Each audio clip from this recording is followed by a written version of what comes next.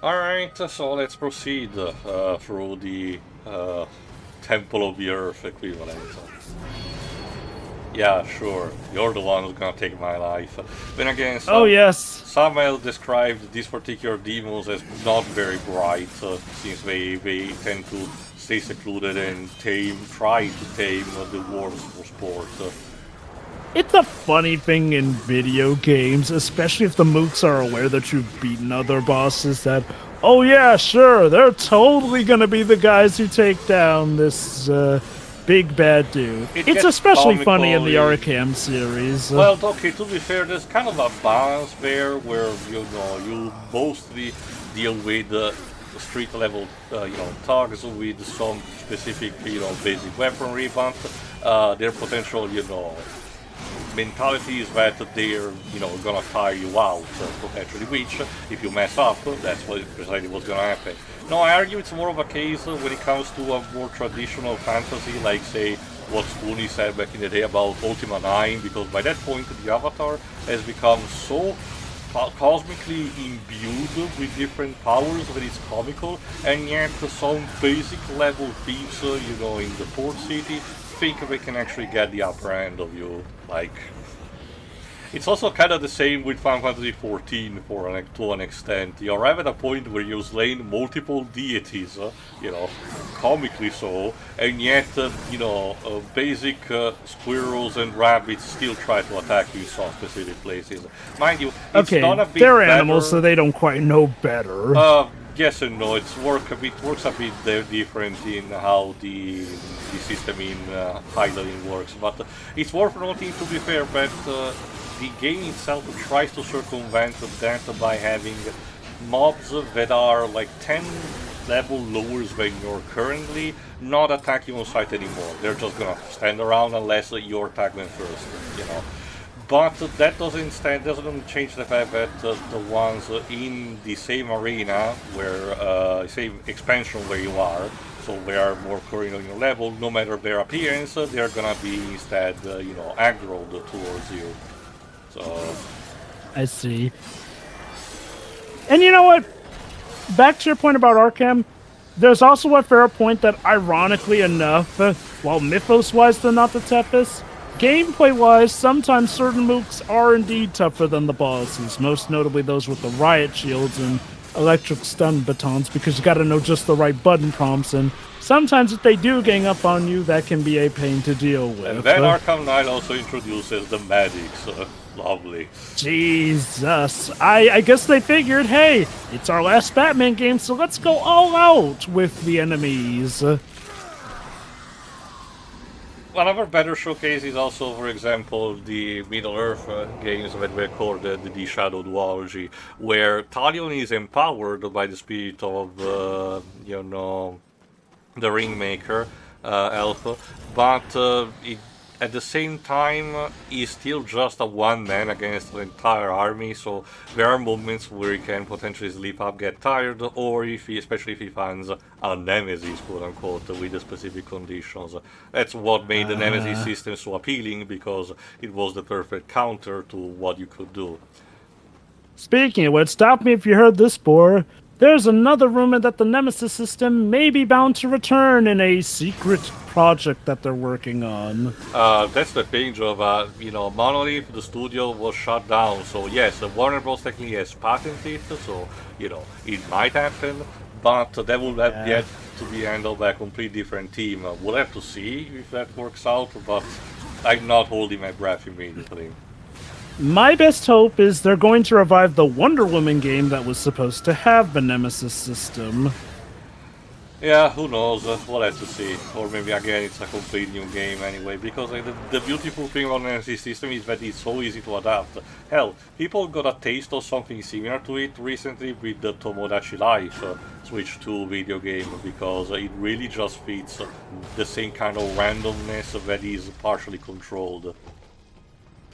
Oh yeah, I've heard so many stories of people trying to either craft the right lives for their Miis only to be thrown into utter chaos because their Mii has a weird crush on someone they were not expecting. That's not even getting into the drama you can have with kids in that game. Again, Korean drama at its finest, as Shiri told us. Alright, if I recall correctly, now you're about to get one of the more painful sections of the game. Yes, okay. So, remember the stealth section we need to do before? There's another one, but in this case, no chronospheres to help you. So what you need to do is to wait until the worm is far away from you, and as fast as you can, tread your way towards the nearest platform. Remember, as soon as you step onto the sand, the worm is gonna immediately beeline towards you, so you need to watch out. Is this the worm from that Cadicarus video? No, not. If anything, this like I said, resembles more the ones of Tremors and Dune.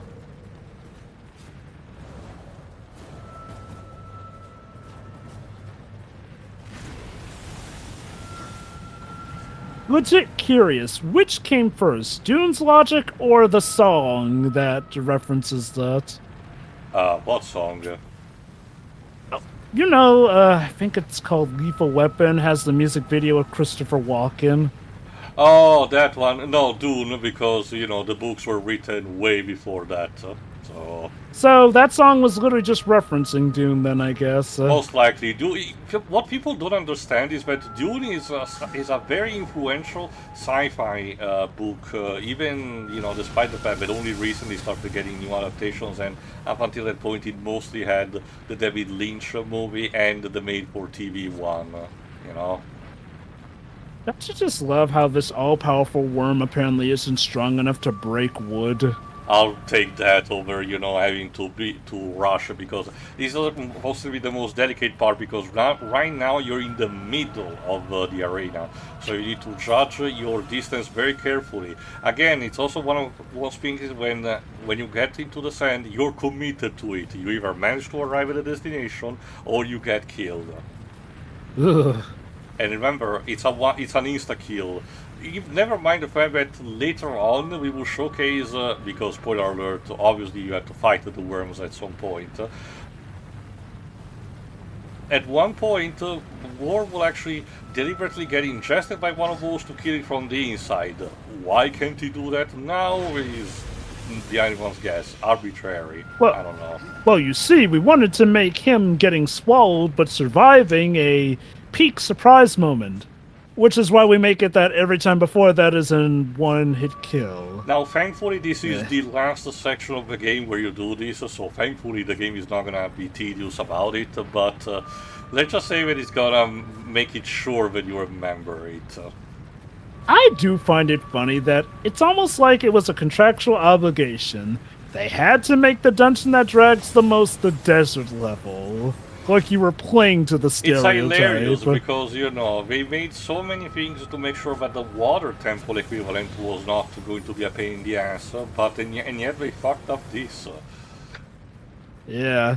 Like, again, it's kind of like the video game equivalent of a stereotype. Like, guys, the desert level doesn't have to be bland, boring, or drag, you know? There are ways to make it fun. But don't you see, this is not the regular desert, Joba. It's made with, you know, the ashes of the dead. It's not sand. It's different. Shut up. Reminds me of that Sonic and the Secret Lings level. Wait, that's not snow. Basically in the Skeleton Dome.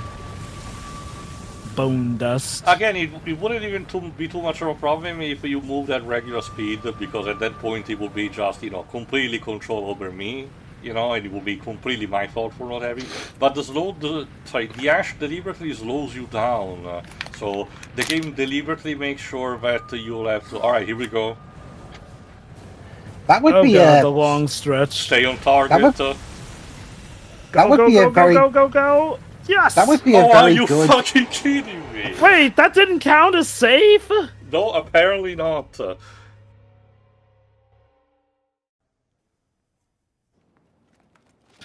Yeah, fuck this shit.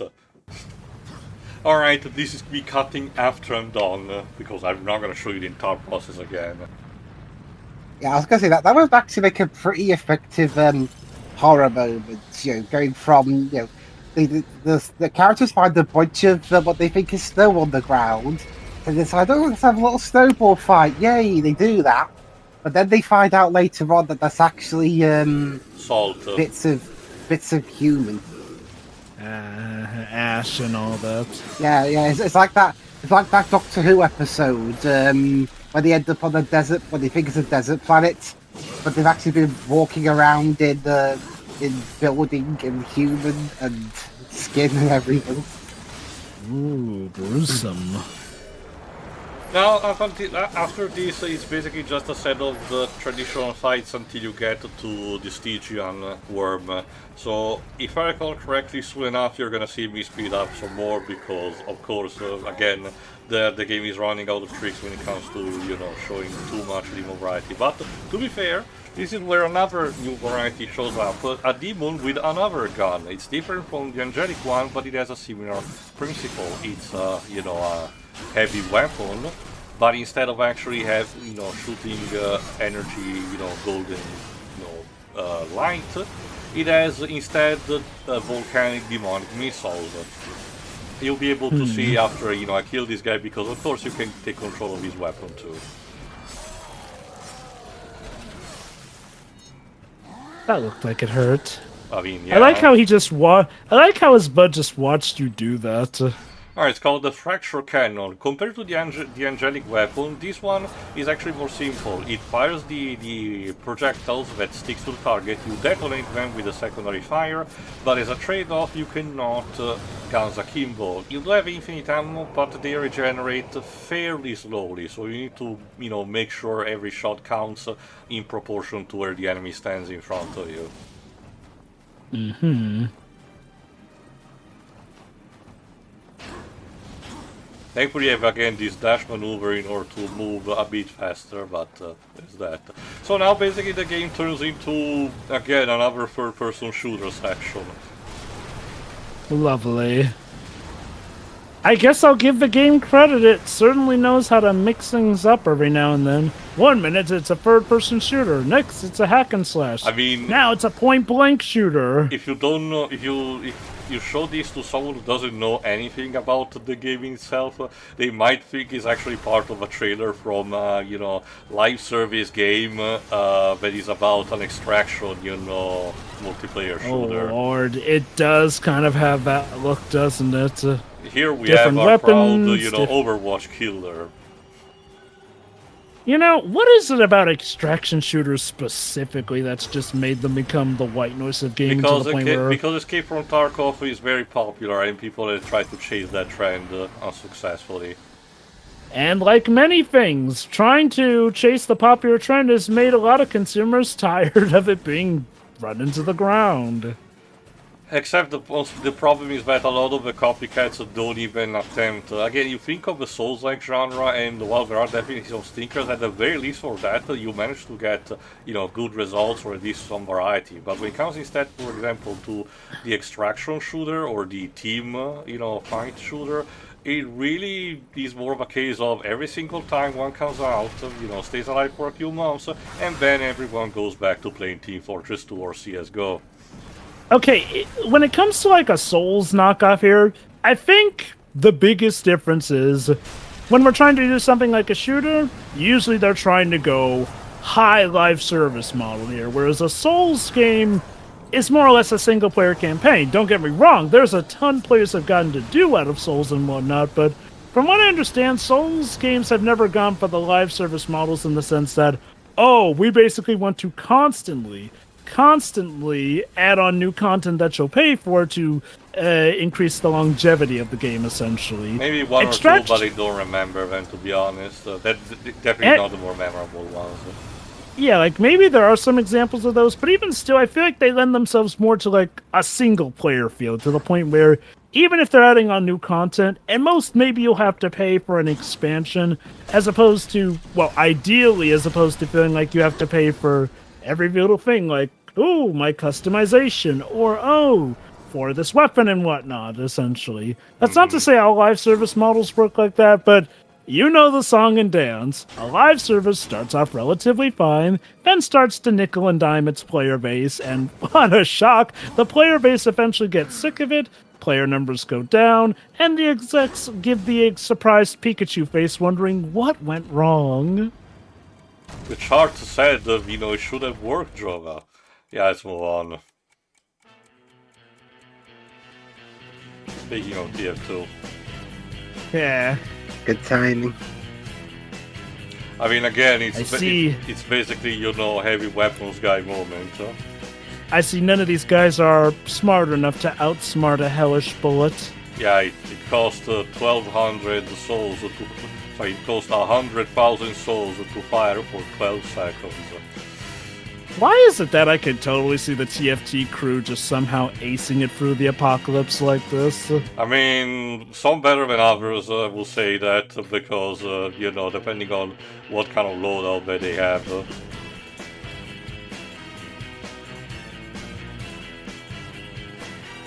If members of machine is anything to go by, yes, teamwork, you know, seems to make it work even through a robot apocalypse of sorts.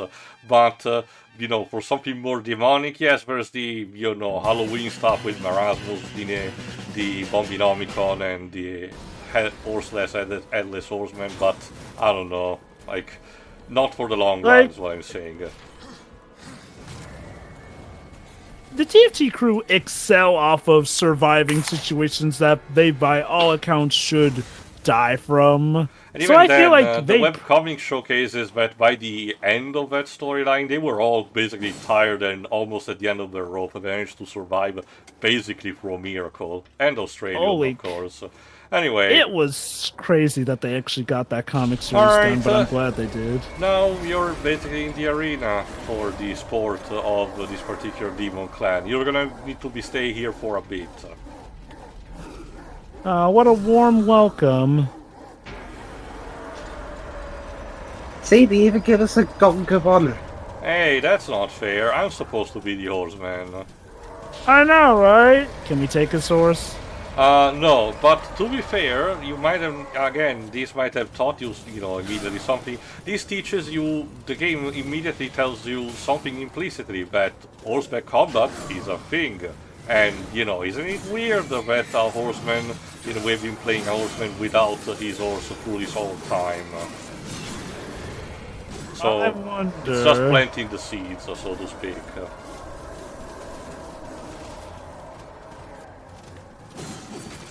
So much for chivalry and fighting fair, but what am I saying? You're all demons. What is this fair I hear you say? It's a person that died an inglorious death, and, you know, nobody remembers that much. Unless, you know, there are people who made the Facebook wallpapers in 2008. So fairness is dead. I mean, yeah, that checks out. Yes. There you go. Again, with a simple QT, when the enemy is weakened enough, you can just, you know, insta-kill even the horse. But later on, it will be much easier to actually fight them.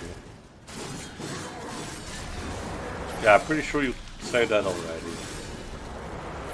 Yeah, how's that strategy working out for you guys? Anyone else?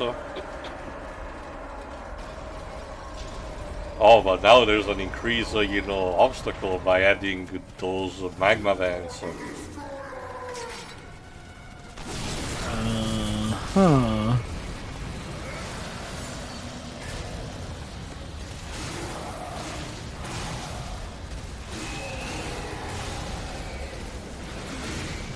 You know, it's a shame the angels weren't around to hear those guys yell for the destroyer while they're trying to kill us, since then that would probably clue in the angels that war really is not the destroyer. They're basically treating the angels kind of like idiots or too busy being pompous about it, but they don't see, you know, even the obvious. That's what I mean. Uh-huh. Another nice musical choice. Again, it's more Ultra Kill music. It'd be funny if it's a case where this is just what... Oh. Oh, now that's different. A flaming horse.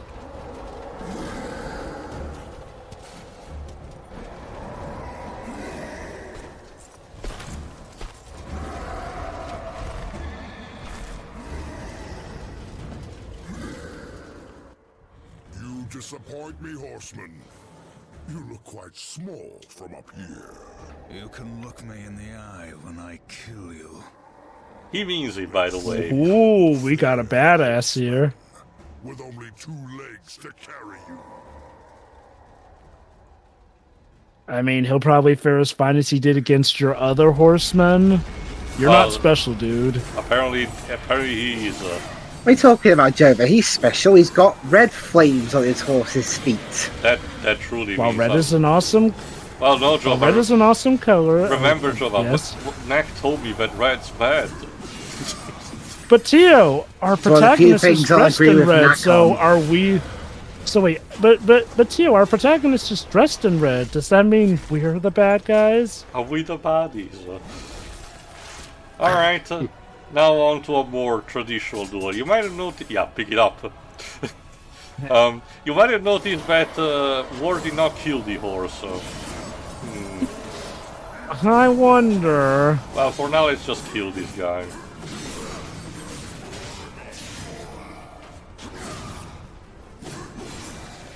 Dude, could you speak up a little more clearly? Like, I can't tell if the voice actor was told to garble his words, but he sounds almost like he's halfway from muttering them when yelling them.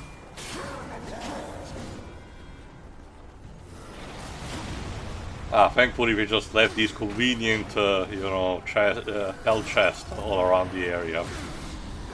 Yeah, I get the mentality. Get that in case the cutscene won't let you get it later.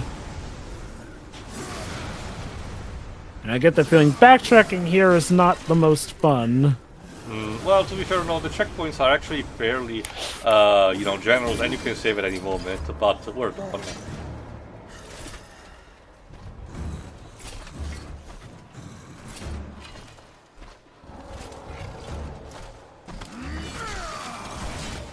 There you go. Yeah. How the turns tabled.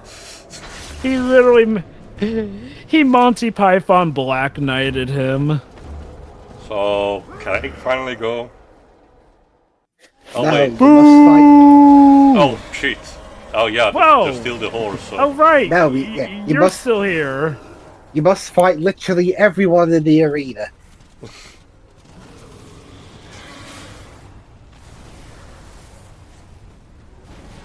Where'd he go? Horsey, Jesus. What do you think you're doing? fighting. That thing's lost its mind. Kill it! Wait for it.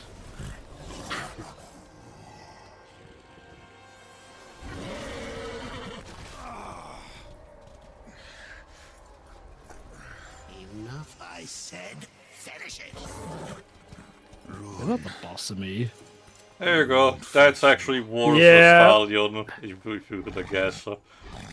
I kind of figured because it had the flames. And However, it it's not gonna just join willy-nilly. We need to still earn the respect back. If I refuse, you'll kill me. I'll take my chances. Okay.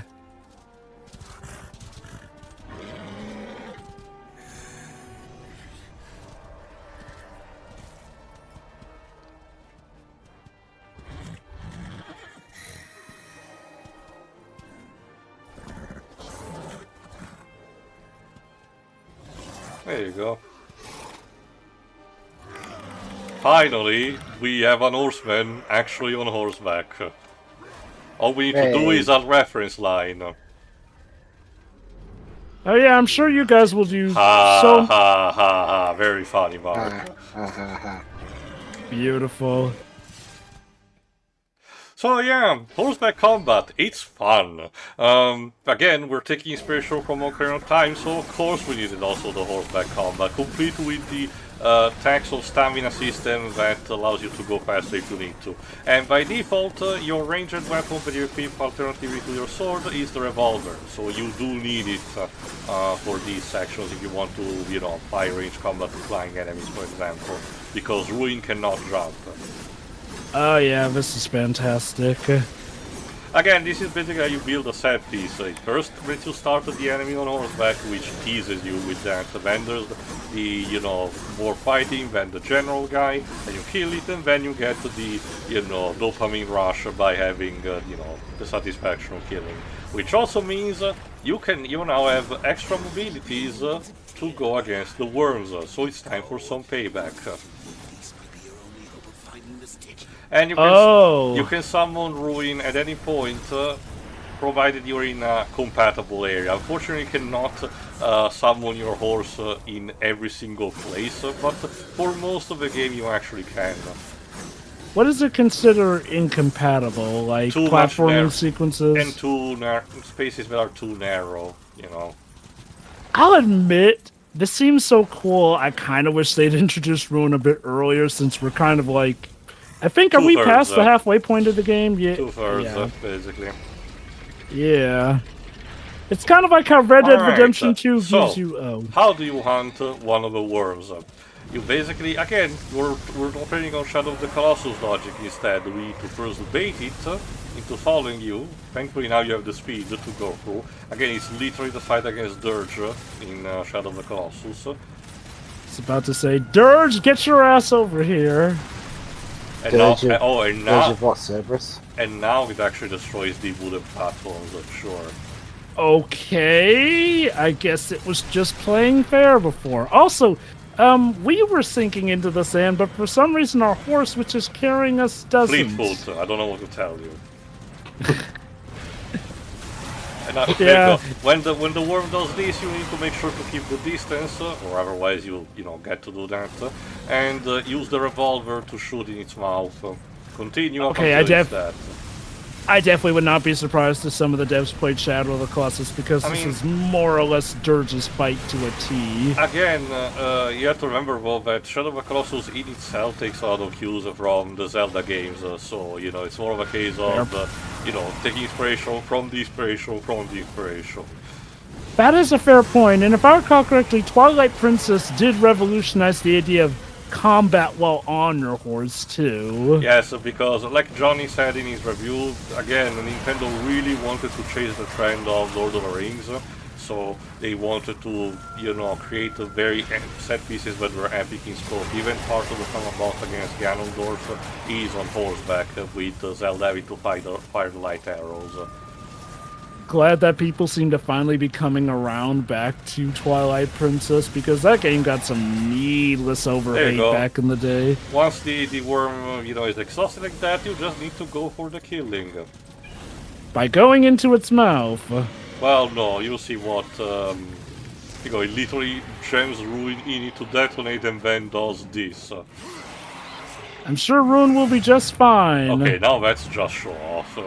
You did not need to do the cross thing.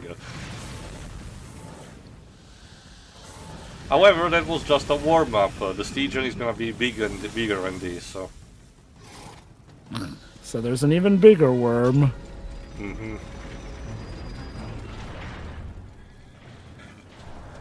And of course, the worm had its magic tied to the gate. I mean, I guess, question mark? Give Shadow the Hedgehog credit. Black Doom does go out of his way. In this section, you cannot actually, use Ruin. You need to track your way normally up until a specific point. I'll give Shadow the Hedgehog credit. In that game, Black Doom does go out of his way to say that the Black Arms' energy force is legit tied to some of the gates or security capsules. Again, it was also the mid-2000s, so every single, action game needed to have, like I mentioned, the arena that gets closed off by an energy, gate up until you defeat all the enemies. Again, even Crash of the Titans had this. Yes. God, I guess when you think about it, despite being needlessly comedic, Crash of the Titans could be seen as Crash's needlessly edgy phase too. Oh yeah, you can tell that by the stupid design that Crash had with the tribal tattoos on his forearms. Honestly, the design that winds me up the most is Tiny Tiger. Uka's. Oh yeah, fair enough. I don't like that one. He loses his mouth. Not just that. Okay, it has literally nothing in common with his previous incarnation. At least Aku is the same color. He's a bit more chunky, but that's basically it. Okay, I mean, the mask itself, if it was just like any other character, it's actually a pretty cool looking design. And its voice, well, it's John DiMaggio, of course, it's got a good voice. But it's meant to be Uka Uka, and it's just No. that'd be like if you all of a sudden changed Sonic into being a tiny green rat, and you still expect people to buy that Sonic. So Scourge or Surge, but I thought Surge was another hedgehog. Oh, Surge? No. She's a 10 rack. Oh, my mistake. That being said, the idea is that she's an evil replica of Sonic. Basically, she and Kit were basically civilians who were taken by Dr. Starline, who then brainwashed and mutated them into replicas of Sonic and Tails, essentially. Figuring the idea to take down the duo, yeah. Kit having power over water, and Surge having power over electricity, to help out with her speed and whatnot.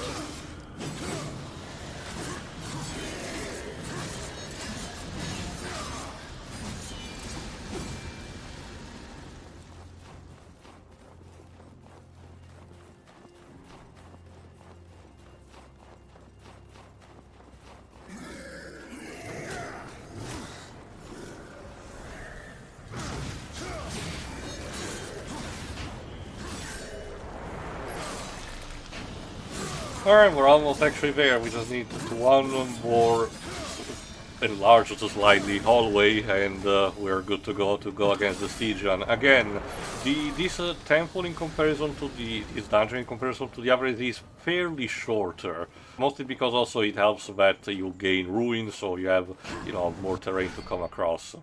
We even unlock another game location.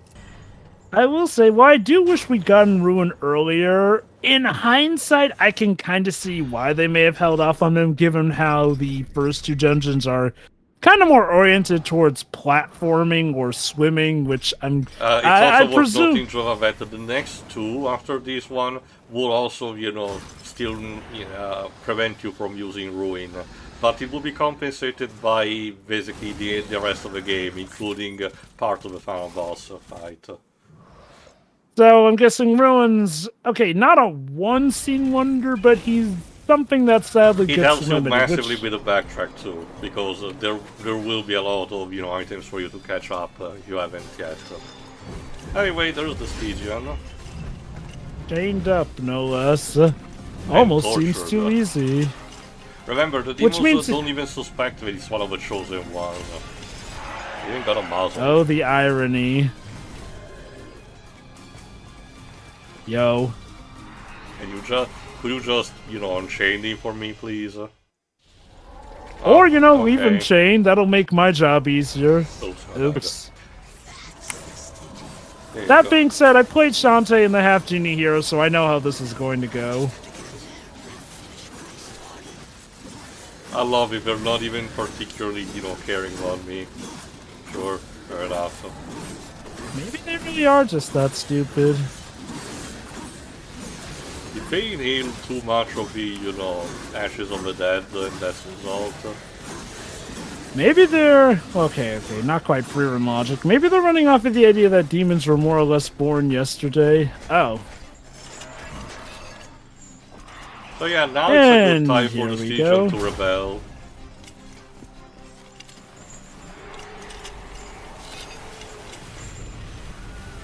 House of Wilhelm Scream.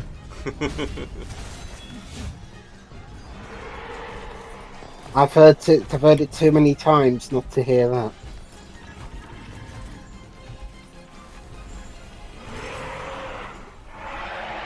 Well, at least his mouth seems to be muzzled. Well, that's a problem. We need to actually free it first in order to shoot properly inside it. Yes, thank you. So what you need to do first is avoid the regular section, but as you will be able to see in a second, the Stygian will actually pop up and, crawl a bit normally, not immediately. So that's where instead you need to use your sword to try to cut away the muzzle bit by bit. So ironically, we have to free him to kill him. Oh, the irony. Yeah, like in this case. Also, I see they got a Moby Dick thing going where you can tell he's the big one because he's got all those weapons poked into his flesh. It's hard to spot, but there's also a demon course there. Oh god, also like Moby Dick.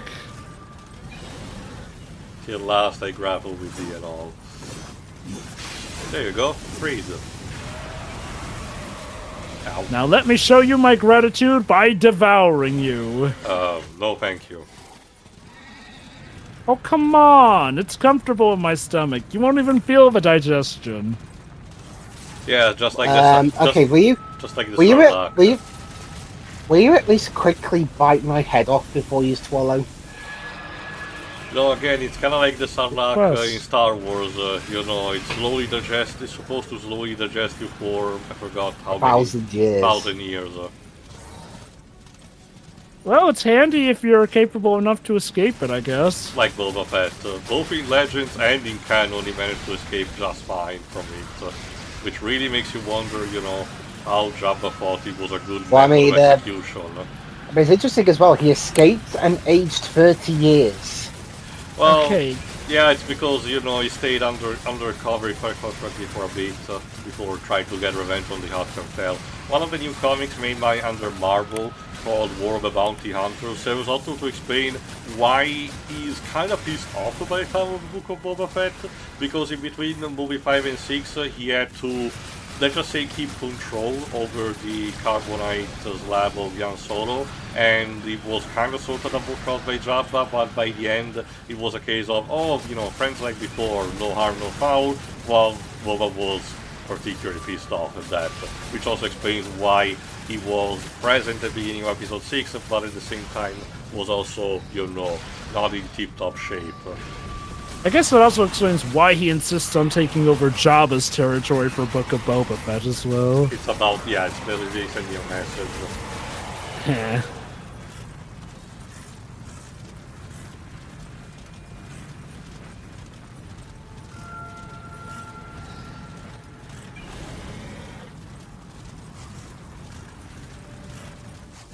Oh shit. Jeez. Again, you need to make sure that you use Ruin's sprint move, you know, in the best spots, basically. Especially because, again, as you can see, the Stygian has also this attack where he just prowls out of the ground. Again, kind of like Moby Dick. So, I'm guessing it's safe to presume that Moby each of the Dickhead. horsemen will, of course, get their own custom horse eventually in each game. Yes, Death starts with his own one. Same goes for Fury. I don't remember when you get it with Strife, but I think you still do in Genesis. I'll just need to remember, you know, exactly when. Now I'm imagining There a you go. set Now piece time where to all finish it. four...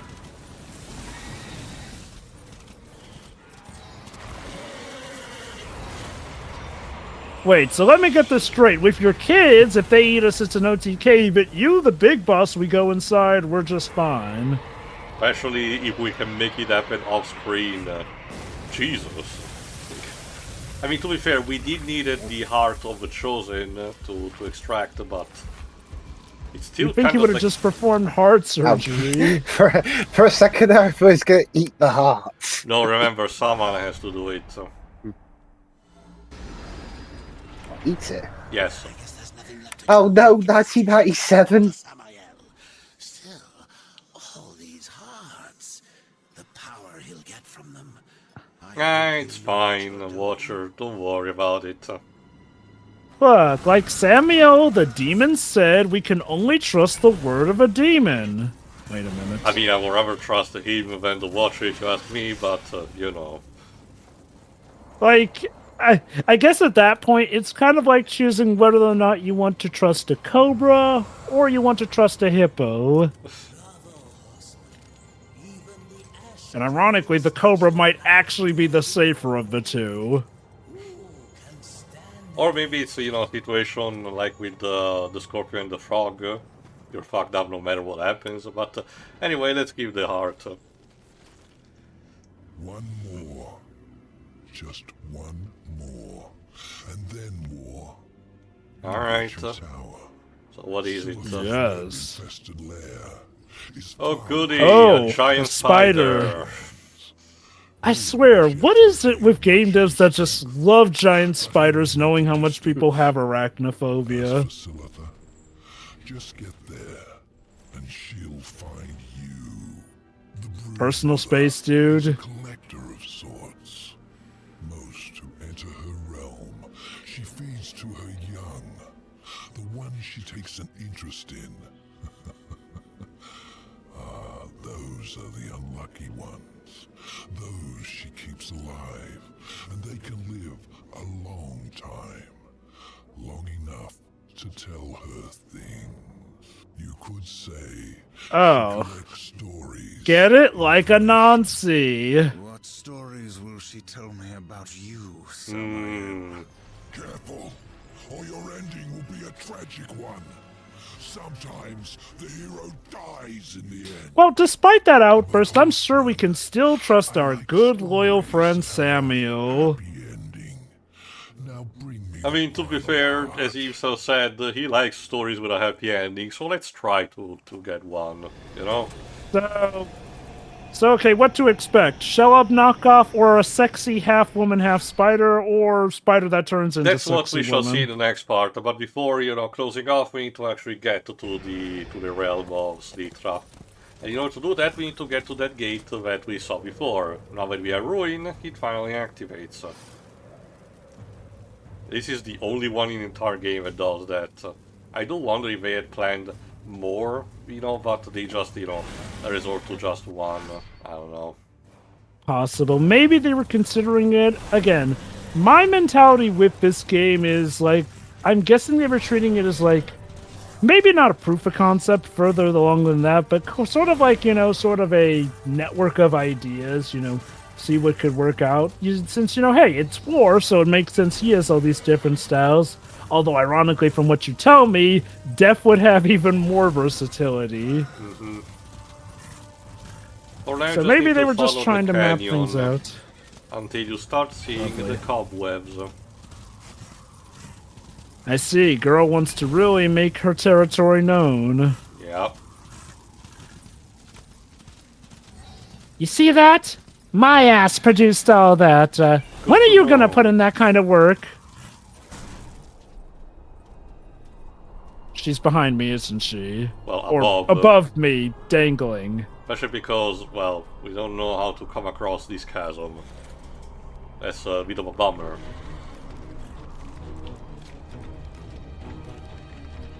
Oh, her kids, I'm guessing. And War died. So that was Well, that was Darksiders' final thoughts. what a short, well, not even a short game, but what an anticlimactic ending. Yes, So yeah, again, but we're on a big quest, and then we just anticlimactically end by getting eaten by spiders. So Darksiders was basically a sleep hit trailer for the hit movie Eight-Legged Freaks. Oh, lovely. Alright, see ya. See you then. Yeah.